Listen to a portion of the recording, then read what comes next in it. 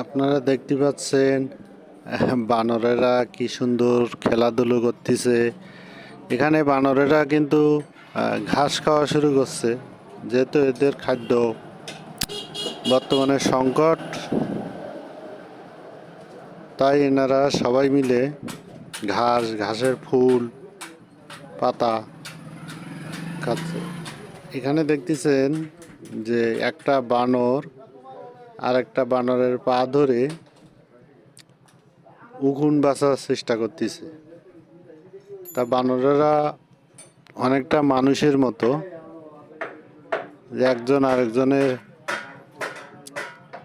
সেবা যত্ন এনারা করতে পারে।